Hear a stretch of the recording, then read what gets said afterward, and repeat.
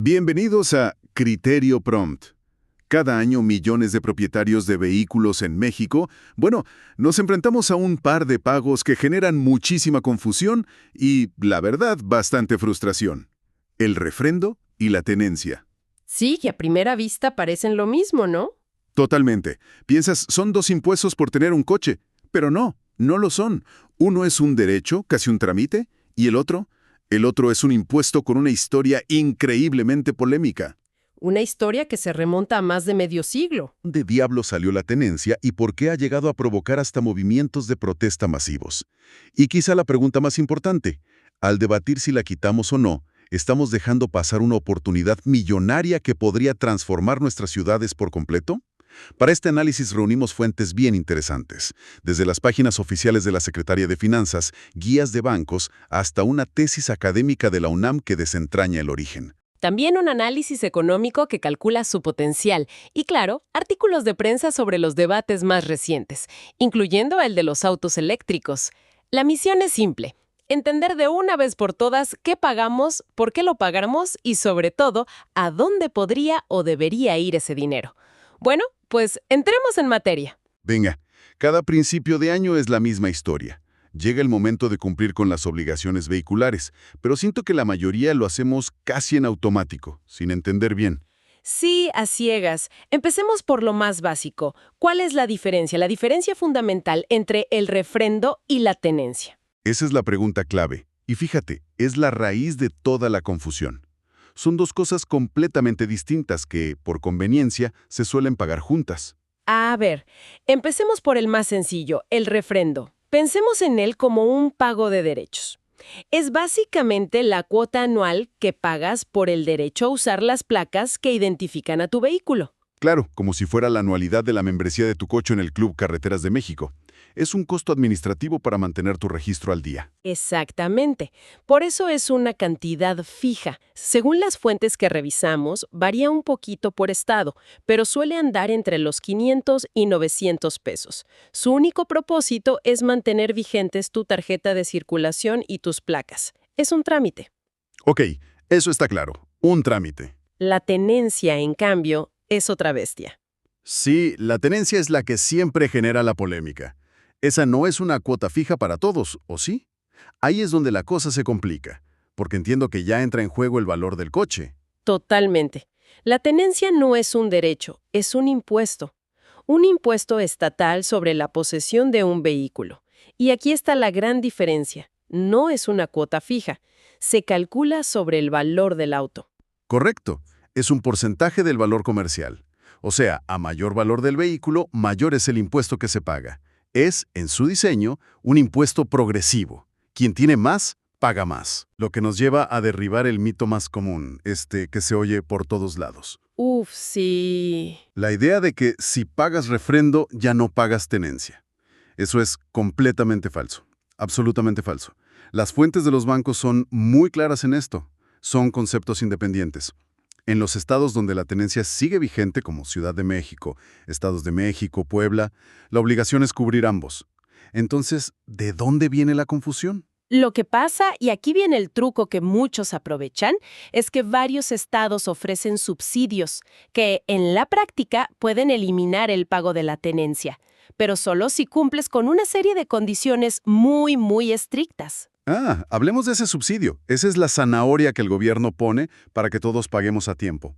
En la Ciudad de México, por ejemplo, cada año se anuncia con bombo y platillo el descuento del 100% en la tenencia. Suena increíble, ¿no? Como que te la perdonan. Sí, pero el diablo está en los detalles. Así es. No es un regalo, es un beneficio condicionado. Consultando la información oficial de la Secretaría de Finanzas, para obtener ese subsidio en 2026, por ejemplo, hay que cumplir una lista de requisitos muy específicos. A ver, ¿cuáles son? Primero, y el más importante para muchos, el valor del vehículo no debe exceder los 638,000 pesos ya con IVA incluido. Un tope súper preciso. O sea, si tu coche vale un peso más que eso, ya no hay subsidio. ¿Adiós al descuento? Se acabó. Segundo, es indispensable no tener adeudos de tenencia de años anteriores. Cero adeudos. Ok. Estar al corriente. Tercero, la tarjeta de circulación debe estar vigente. Y el requisito final, el que es una carrera contra el tiempo. Tienes que pagar el refrendo a más tardar el 31 de marzo de 2026, ni un día después. ¿Y qué pasa si a alguien se le olvida? ¿Se le pasa la fecha por un día o resulta que tenía una multa de tránsito por ahí olvidada? Ahí es donde el golpe es duro. Las consecuencias son inmediatas. No solo pierdes el subsidio y tienes que pagar el monto completo de la tenencia que te correspondía. Que puede ser una lana. Claro, y a esa cantidad se le empiezan a sumar recargos e intereses. Pero la verdadera bronca es que, al no estar al corriente, tu vehículo queda como bloqueado administrativamente. ¿Bloqueado cómo? No puedes hacer la verificación vehicular, no puedes vender el coche y hacer el cambio de propietario, no puedes reemplacar. En pocas palabras, tu coche queda en un limbo legal hasta que te pongas al día. Es increíble lo estrictas que son las reglas para un impuesto que, que ni siquiera debería existir, según leí en las fuentes que analizamos. Aquí es donde la historia se pone muy interesante. Sí, el refrendo tiene una lógica, es un pago por un servicio, pero la tenencia siempre ha tenido esta fama de ser un impuesto, odiado, y esa percepción tiene un origen muy real, ¿no? Vámonos a 1968. Exacto. Su origen es la razón principal de toda la polémica. La tesis de la UNAM que analizamos es fascinante porque desentierra el acta de nacimiento del impuesto sobre tenencia o uso de vehículos, el ISTV. Ok. Se creó como una medida supuestamente temporal, con un único y muy concreto propósito: ayudar a financiar los Juegos Olímpicos de México en 1968. A ver, espera. ¿Me estás diciendo que este impuesto que pagamos hoy, en pleno siglo XXI, se creó para unas Olimpiadas que ocurrieron hace más de 50 años? Así como lo oyes. Eso es alucinante. Es como la fiesta que nunca terminó, pero la cuenta nos sigue llegando a todos, cada año. Precisamente esa es la percepción. Se vendió como algo temporal para un evento específico y, una vez que pasó el evento, el impuesto se quedó para siempre.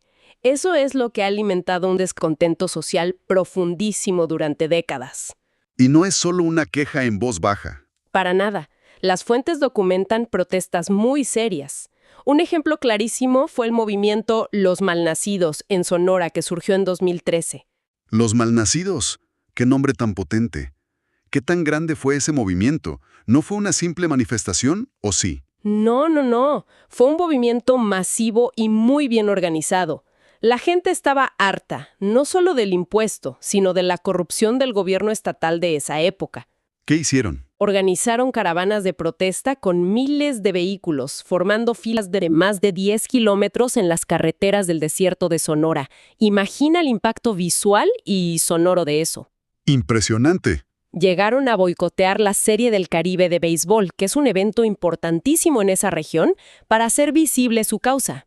Vaya, eso es ir mucho más allá de una simple queja. Y creo que hubo un evento que se hizo viral, ¿no es así? Sí, su protesta más famosa y creativa fue la Mega Mentada. Convocaron por redes sociales a un abucheo masivo y a una mentada de madre colectiva contra el gobernador durante la ceremonia del Grito de Independencia. No me digas. Se convirtió en tendencia nacional, lo que demuestra que la protesta no era solo por el dinero, era un grito de hartazgo, una manifestación contra esa percepción de injusticia. Y esa sensación de injusticia no es solo una percepción popular. La misma tesis de la UNAM argumenta que hay bases académicas y legales para cuestionar el impuesto. Menciona algo de un impuesto sobre impuesto. ¿Puedes explicarnos eso? Suena a doble cobro. Es que es exactamente eso. Es uno de los argumentos más fuertes contra la tenencia. Cuando el gobierno calcula el valor de tu vehículo para cobrarte, no usa el valor base del auto. ¿Qué usa entonces? Usa el valor total que tú pagaste, el cual ya incluye otros impuestos, como el IVA y, en autos importados, los aranceles de importación. Así que, en la práctica, estás pagando un impuesto sobre los impuestos que ya pagaste al comprar el coche. Increíble. Y no es el único problema, ¿cierto? También se critica que no es equitativo. Correcto. La ley usa tablas generales de depreciación basadas en la marca, modelo y año.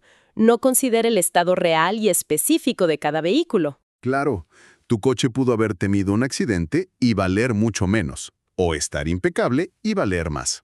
Exacto. Al usar una tabla genérica se puede violar el principio de equidad y de capacidad contributiva. Y el punto final, el que más alimenta el enojo, La falta de transparencia. Históricamente, nunca ha quedado claro a dónde va a parar ese dinero. Ese punto del destino del dinero es crucial y nos lleva a un momento clave. En 2012, el gobierno federal básicamente se lavó las manos, abrogó la ley federal y le dejó la decisión a cada estado. Sí, y ahí cada uno hizo lo que quiso. Algunos la eliminaron para atraer votantes, otros la mantuvieron. ¿Qué impacto tuvo esa decisión a nivel nacional? Un impacto fiscal gigantesco. Un estudio del Instituto para el Desarrollo Técnico de las Haciendas Públicas, el INDETEC, lo define con un término muy potente: renuncia recaudatoria. Sí, o sea, los gobiernos estatales, por decisiones políticas, renunciaron voluntariamente a una fuente de ingresos masiva. El estudio estima que el potencial de recaudación de este impuesto en todo el país, si se cobrara de manera homogénea, podría superar los 100,000 millones de pesos anuales. ¿100 mil millones? A ver, detengámonos en esa cifra. Es una cantidad astronómica. ¿Y cuánto se recauda en la realidad con el sistema actual? La proyección para 2025 es que se recauden menos de 20,000 millones en todo el país. La brecha es gigantesca. Estamos hablando de más de 80 mil millones de pesos cada año. Es dinero que simplemente se está dejando sobre la mesa. Evaporándose por decisiones políticas. 80 mil millones de pesos anuales. Es difícil hasta de imaginar. ¿Qué se podría hacer con esa cantidad de dinero? Es aquí donde el análisis de INDETEC propone un giro de tuerca, ¿no? Ver el impuesto no como una carga, sino como una oportunidad. Exacto. Aquí entra lo que el estudio llama el potencial redistributivo del impuesto. Como ya dijimos, es un gravamen progresivo sobre la propiedad de un bien, un coche, que generalmente está asociado a mayores ingresos. Ok.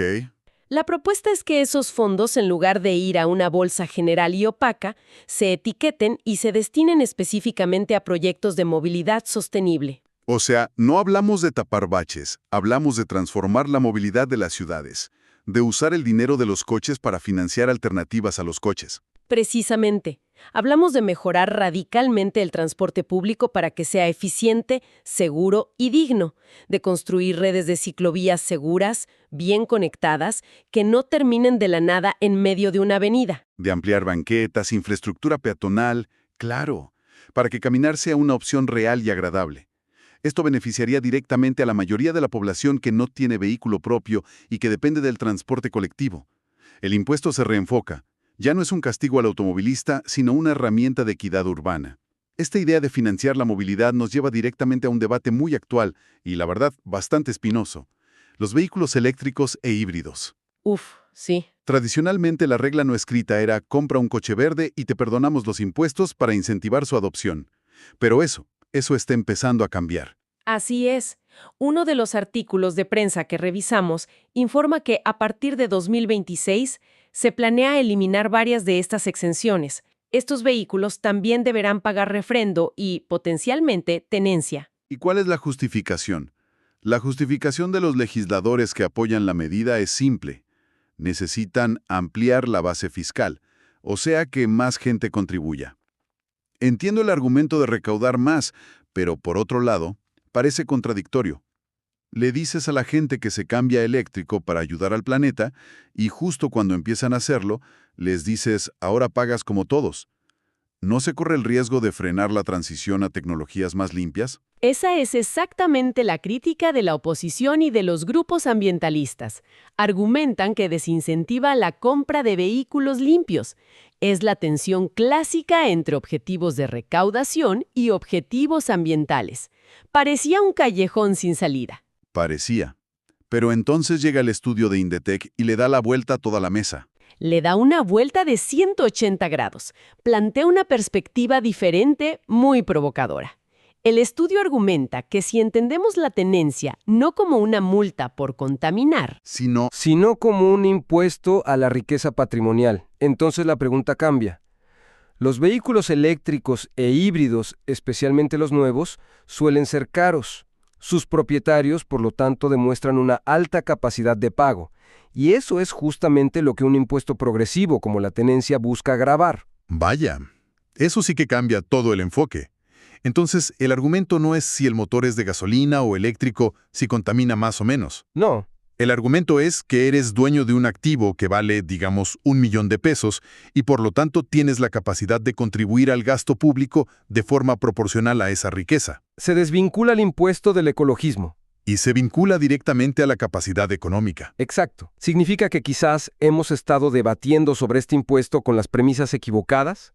¿Lo hemos visto como una carga injusta o un peaje por contaminar, cuando su potencial real podría ser otro? Hemos recorrido un camino largo. Sí, de un pago confuso a un impuesto olímpico que se negó a desaparecer, a un movimiento de protesta social que lo puso en jaque y finalmente a una posible herramienta de política pública con un potencial financiero y social gigantesco que está completamente subutilizado. La discusión sobre la tenencia casi siempre se estanca en si es una carga justa o no para los automovilistas. Pero después de este análisis, quizás la pregunta de fondo es otra, una mucho más grande. ¿Qué tipo de ciudades queremos y cómo estamos dispuestos a financiarlas de manera equitativa?